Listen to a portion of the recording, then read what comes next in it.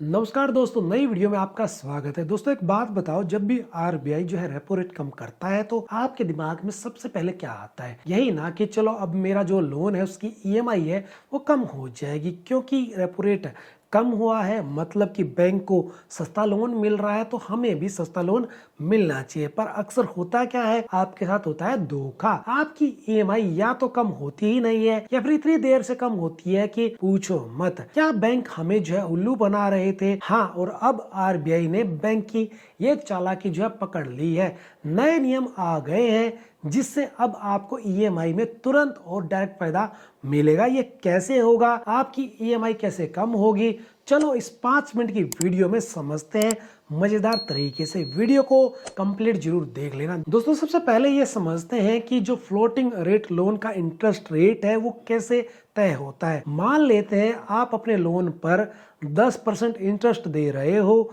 ये 10% इंटरेस्ट जो है दो हिस्सों में बनता है। बेंचमार्क रेट, ये वो बेस रेट है जो डायरेक्टली आरबीआई के रेपो रेट से जुड़ा होता है।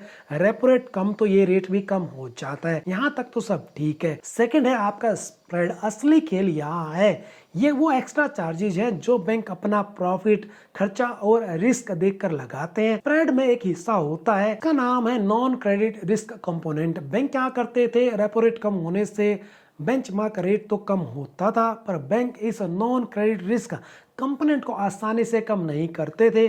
क्यों नहीं करते थे? क्योंकि आरबीआई का एक पुराना रूल था जिसके तहत बैंक इस कंपोनेंट को 3 साल से पहले चेंज नहीं कर सकते थे। अब बताओ, रेपो रेट तो आज कम हुआ है और बैंक को जो है नियम का बहाना मिल गया कि भाई 3 साल तो अभी पूरे हुए नहीं है तो हम इसे जो है कम नहीं कर सकते, और इस तरीके से आपको ईएमआई में फायदा मिलने में बहुत देर हो जाती थी या मिलता ही नहीं था। पर अब आरबीआई ने कहा है बस अब बहुत हो गया। आरबीआई ने लोन रूल्स में मेजर चेंजेस कर दिए हैं। सबसे बड़ा चेंज ये है कि अब बैंक के पास फ्लेक्सिबिलिटी है कि वो अपने नॉन क्रेडिट रिस्क कंपोनेंट को 3 साल की लॉक इन अवधि से पहले भी चेंज कर सकता है। यानी इसका मतलब क्या हुआ, अगर आज रेपो रेट कम हुआ है तो बैंक चाहे तो तुरंत अपना जो प्रॉफिट वाला हिस्सा है उसे कम करके आपकी ईएमआई तुरंत घटा सकता है। पहले जो फायदा कस्टमर को 3 साल बाद मिलता था, अब वो जो है जल्दी से जल्दी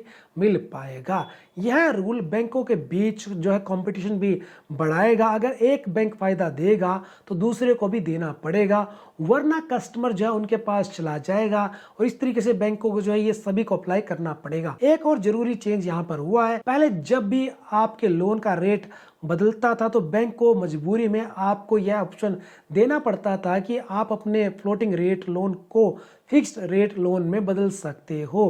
पर अब जो है आरबीआई ने इस ऑप्शन को बैंक की मर्जी पर छोड़ दिया है, यानी यह ऑप्शनल है।